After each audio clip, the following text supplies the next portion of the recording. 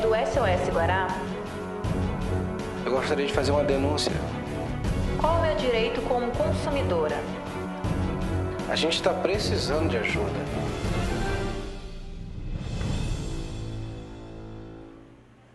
Olá, bom dia! O Mercado Central de São Luís existe tem mais de um século e já foi ponto turístico da cidade. Mas nos últimos anos, a situação é de abandono. A última reforma foi realizada há 22 anos. Azulejos quebrados, buracos no chão e rachaduras em todo o canto são apenas alguns dos problemas encontrados no Mercado Central. A feira, um dos pontos turísticos de São Luís, tem sofrido nos últimos anos com a diminuição da clientela. Para os feirantes, a péssima infraestrutura e a falta de estacionamento no local têm afastado muitos clientes. Com certeza, para diminuir bastante. Falta de estacionamento, falta de estrutura, que é muito feia aqui o mercado. Seu Josemar é um dos 330 feirantes que trabalham no Mercado Central. Para ele, que convive no local há mais de 30 anos, é necessário uma reforma urgente. De 4 em 4 anos vem prefeito aqui, candidato aliás, para se manifestar, diz que vai ter uma melhoria e toda vez eles prometem, nunca acontece. Agora, feirantes e clientes esperam que a Prefeitura de São Luís cumpra o que prometeu, a reforma do Mercado Central. Nós aguardamos a presença e o trabalho desse novo prefeito, porque ele já visitou aqui o mercado e nos prometeu fazer uma reforma de acordo com a necessidade do mercado. Ele vai reformar o mercado, e não só o Mercado Central, como as feiras e mercado de São Luís. Dona Alzira Melo frequenta o Mercado Central há mais de 50 anos e espera que ele um dia volte a ser uma feira com boas referências. A gente espera que esse mercado sirva de modelo, porque não é só na área da alimentação, mas é um ponto turístico também. A Prefeitura de São Luís informa que já iniciou o planejamento com a finalidade de viabilizar a reforma do Mercado Central. As ações visam garantir a elaboração do projeto, bem como a execução por parte do IPHAN. A previsão é de que essas ações iniciais da Prefeitura sejam concluídas em um ano para que o local seja entregue ao IPHAN para o início das obras. As áreas de lazer da Avenida Litorânea devem passar por um processo de revitalização. Mas antes, agentes da Blitz Urbana estão intensificando as operações para a desocupação de terrenos que são área de proteção ambiental e da orla marítima. Os ocupantes desses terrenos são notificados e têm um prazo para a retirada da construção irregular. Na semana passada, agentes da Blitz Urbana derrubaram o muro de uma escola de inglês na Lagoa da Jansen. Ele foi construído em uma área de proteção ambiental e o proprietário já havia sido notificado várias vezes. Em maio deste ano, outro muro construído em área pública já havia sido demolido próximo à Lagoa da Jansen. Na época, o proprietário do estabelecimento solicitou prazo para desobstruir o espaço em 30 dias. Apesar disso, o prazo não foi respeitado, o que levou ao cumprimento da ordem de serviço da demolição. O diretor da Blitz Urbana explica quando o espaço público é ocupado de forma irregular. No momento que ele está obstruindo via pública, no momento que ele está ocupando um espaço de praça, no momento que ele ocupa um espaço verde, o que a população precisa para se locomover, para se divertir, esses espaços não são permitidos. Também na semana passada, este bar da Avenida Litorânea foi notificado e teve a obra embargada depois de uma ampliação que estava sendo feita sem autorização da Prefeitura. Um problema bastante encontrado pela Blitz em São Luís é justamente a ocupação irregular da orla marítima. Muitos empresários estão ampliando e reformando bares e restaurantes sem a prévia autorização para isso. Os bares, a gente sabe que deveriam ser todos padronizados e a maioria passou por processo de ampliação, ou com obras legalizadas ou não. O que a gente quer saber, o que a gente está tentando com essa operação é controlar e disciplinar esse processo de ampliação e buscar uma padronização. Esse trabalho em conjunto com o Serviço de Patrimônio da União, onde é feita a fiscalização de todos os bares. O comércio ambulante e o serviço de diversão infantil na Avenida Litorânea também estão sendo fiscalizados pela Blitz e passando por um processo de padronização. A Praça dos Pescadores, por exemplo, vai ser revitalizada e se tornará ainda este mês mais um local de diversão e de venda de produtos. A gente essa semana já fez a vistoria com a CEMOSP e com a SMTT a fim de criar ali uma nova praça de alimentação e de brinquedos. Os ambulantes interessados em trabalhar na Praça dos Pescadores devem se cadastrar na Blitz Urbana. Procurar a Blitz Urbana definir qual atividade que ele quer exercer e dar entrada no processo de requerimento para autorização da sua atividade comercial. Se você tiver alguma denúncia, ligue para a gente, 3194-1980, 9194-6774 ou envie um e-mail para sosguará@tvguará.com. Nós vamos apurar a sua denúncia e cobrar das autoridades competentes. E no próximo bloco você vai ver como os centros de conciliações ajudam na resolução de problemas. E ainda hoje, uma entrevista com a diretora do Museu Histórico e Artístico do Maranhão. Voltamos já já.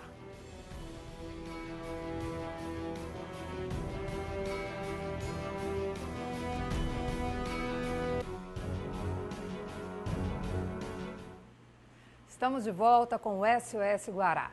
O secretário de Segurança, Aloysio Mendes, anunciou novas medidas para a redução da criminalidade na Vila Embratel.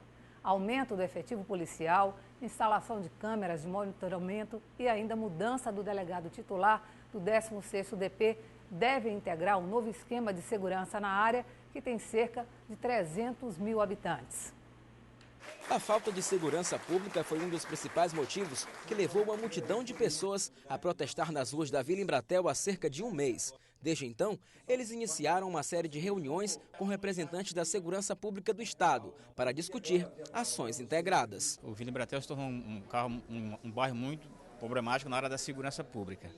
Por conta da fatalidade do jovem Anderson e de um sujeito, um delinquente chamado Denis, né, a comunidade uniu-se para que pudesse reivindicar a vinda do seu secretário, né, e aí também a questão da estruturação do 16º Distrito da Vila Embratel. E desta vez foi a Cúpula de Segurança Pública do Estado que foi até as 40 lideranças da área Itaquibacanga para apresentar o novo esquema de trabalho.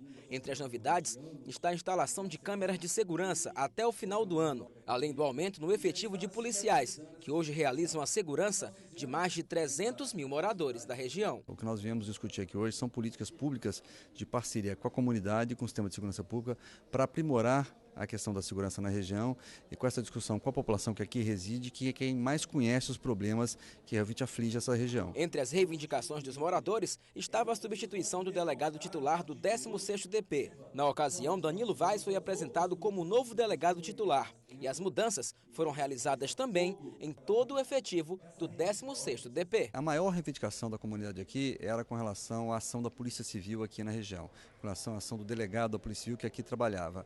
E solicitaram a mudança do responsável pela delegacia.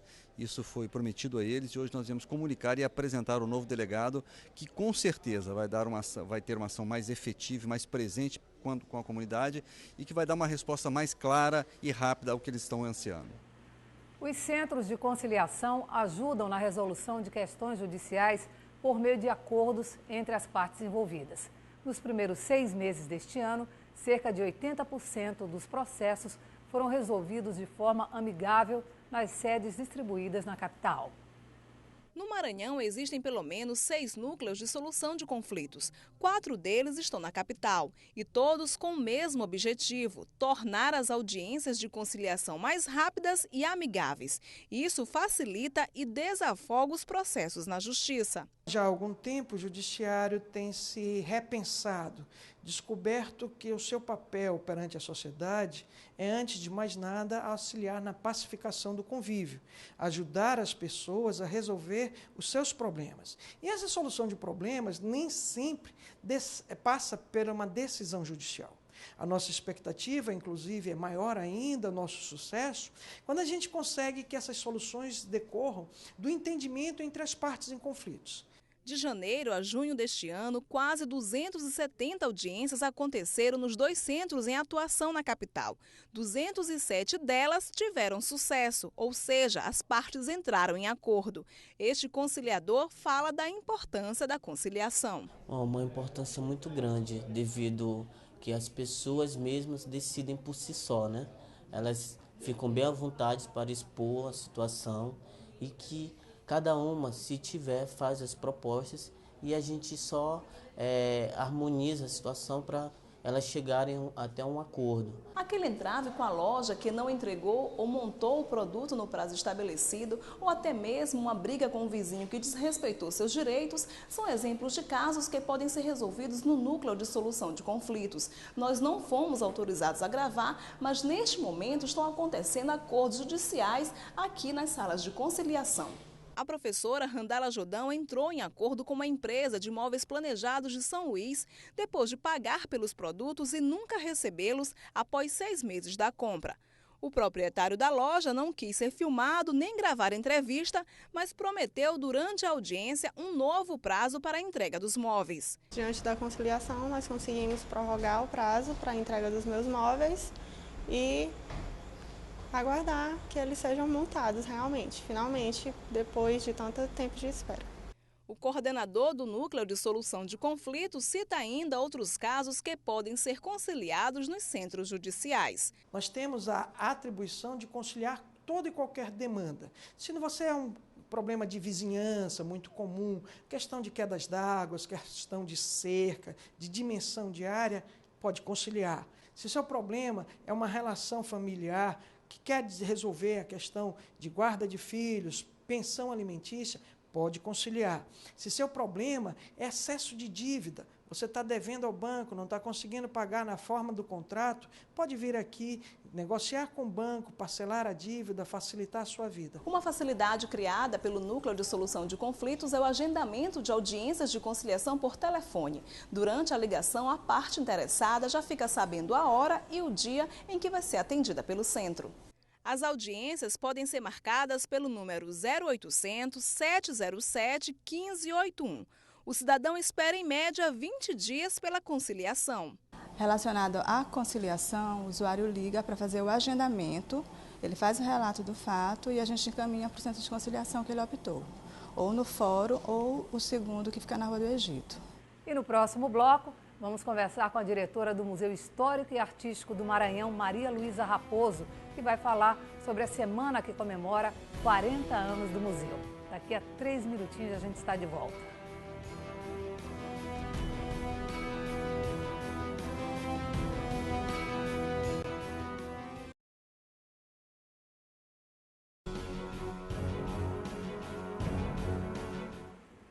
Estamos de volta para o nosso bloco de entrevistas do SOS Guará. O Museu Histórico e Artístico do Maranhão, localizado no centro da cidade, completa esta semana 40 anos de fundação.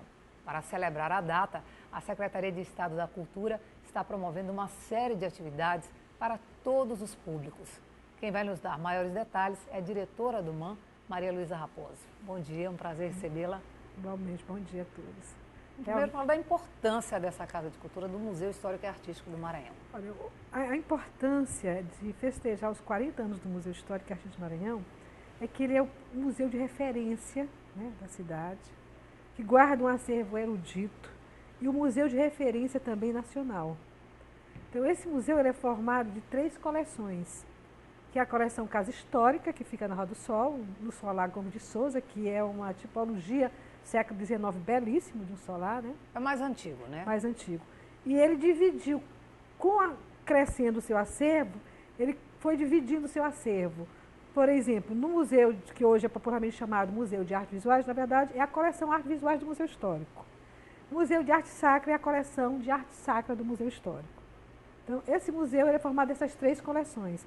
E ele registra a história, né, e a memória da cidade do estado do Maranhão. A importância dele para nós maranhenses é importante porque cada um de nós tem ali guardado uma parte da própria história da cidade, do estado, da própria concepção de como era essa cidade no século XIX, como é que surge essa cidade, como é que essas edificações elas surgem para dar hoje a São Luís o como título de patrimônio cultural da humanidade. E hoje nós temos quantas peças hoje no seu acervo e quais você destacaria como as obras mais valiosas do acervo? A gente tem aproximadamente 8.000 peças no acervo do Museu Histórico e Artístico do Maranhão. Como historiador e como os historiadores e os museólogos, eles não têm as peças dentro do museu, quando eles entram, têm todos o mesmo valor e o mesmo significado, tanto simbólico como histórico. mas podemos destacar alguns, por exemplo, a própria arquitetura do Solar Gomes de Souza, que já é um museu aberto. Ele chama muita atenção dos visitantes, sejam eles oriundos aqui do próprio estado, ou de outros estados, ou de outros países. Mas nós temos um palanquim, nós temos uma cama dorcel do século XIX, temos prataria. Então, são peças que chamam a atenção, principalmente dos jovens. Por exemplo, o palanquim, a gente mostra no museu como uma forma de meio de transporte da época, né? Então, o jovem, a criança, no imaginário, principalmente da criança, ela fica vendo essa cidade, São Luís hoje, cheia de carros. Como era essa? Como é que era esse palanquim? Por que isso era, né? Existia esse meio de transporte, né? Quando a gente vai mostrar o acervo Casa Histórica, por exemplo, a gente mostra como viviam aquelas famílias. E a gente começa, dentro do imaginário da criança, mostrar, por exemplo, como são suas casas hoje. São daquele tamanho? Por que aquelas casas eram daquele tamanho? Qual era o papel da família? Como é que era a mãe, né? O papel da mãe? Como é que era o pai? Então, mostrando, fazendo uma analogia do passado com o presente, vendo que nós temos essa história, mas que a história ela é dinâmica e que a gente chegou a um estágio de sociedade, de arquitetura diferente, mas que nós precisamos ter esse olhar do passado para nos entendermos, para termos a nossa identidade cultural, para sabermos da nossa história. E o museu está aberto à visitação pública durante todo o ano, inclusive para grupos escolares que têm interesse em conhecer a nossa história através dessas ferramentas tão importantes que estão lá guardadas no museu, nesse arquivo tão precioso. Tão precioso. O museu desenvolve atividades, está desenvolvendo atividades muito com a periferia de São Luís e com a zona rural. Por quê? Porque hoje está se falando em museu e está se falando de museologia social, que é um museu que tem uma função educativa, de pesquisa, de produção do conhecimento, mas também promovendo cidadania. Então, hoje os museus do mundo inteiro, principalmente os museus históricos, estão buscando esse diálogo. Então, nós temos projetos que as pessoas adentram no museu para participar desse projeto, sem nenhum ônus, como conversando sobre as artes visuais. Uma tarde no museu, por exemplo, com Luiz Felipe Andrés. Então, chamamos os estudantes, agora mesmo na comemoração dos 40 anos do MAN, a gente está fazendo uma exposição no Sintra sobre direito à memória e direito à verdade, com vídeo, onde vai atingir 4.000 alunos do Sintra. Depois a exposição vai sair em itinerância pelos municípios de Viana, Codó e Itapecuru-Mirim. Então, é o museu extrapolando seus muros físico e indo até a sociedade, fazendo esse diálogo, fazendo que a sociedade perceba que esse museu tem uma história para contar e conta a sua história da sociedade e conta a sua memória. E também nós estamos num processo dentro do museu, com um plano museológico, que é um plano estratégico do museu, que aponta para uma mudança da expografia do museu. Nós somos um museu histórico que precisamos falar de toda a memória e cultura das etnias que formam o povo brasileiro e o maranhense. Então nós temos que falar do povo indígena, nós temos que falar da cultura negra, e o museu já está nesse movimento. O plano ficou pronto no final do ano passado, a secretária deu ok, e agora nós vamos começar a implementá-lo com essa modificação da expografia do museu. Para encerrar, daqui para sexta, o que ainda temos na programação alusiva aos 40 anos do Museu Histórico e Artístico Nós do Maranhão? temos uma semana dedicada principalmente às crianças, onde vai ter contação de histórias sobre a Balaiada, sobre a Batalha de Guaxinduba, sobre Ana Jansen. Nós vamos ter uma oficina de percussão, porque o museu já se preocupa em colocar a cultura popular dentro do museu histórico, que é a cultura do povo. Não pode ser só a cultura erudita que entra no museu histórico, é o museu do povo, para a sociedade no qual ele está inserido. Na sexta-feira nós vamos ter a palestra do acadêmico Lino Moreira, que vai falar sobre o Sozinha, que foi dono, né, o pai dele, ele nasceu naquele solar, né? E temos depois uma apresentação do grupo do EMEN, do grupo Câmara do EMEN. Então, esse é que nós estamos festejando esses 40 anos. Desejosos que essa instituição cumpra a sua missão, realmente, de guardar a história, a memória do povo maranhense num diálogo contínuo, num diálogo aberto, onde todo maranhense, seja de qualquer etnia, possa adentrar e ter esse sentimento de pertencimento a essa instituição. Ok, obrigada pela sua participação. Foi um prazer recebê-la aqui no SOS Guará. Eu agradeço a oportunidade. E o programa fica por aqui. Nós voltamos a nos encontrar amanhã, a partir das 6 da manhã. Para fazer sua denúncia, é só ligar 3194-1980, 9194-6774, ou se você preferir, envie um e-mail para sosguará@tvguará.com. Obrigada pela audiência e até amanhã.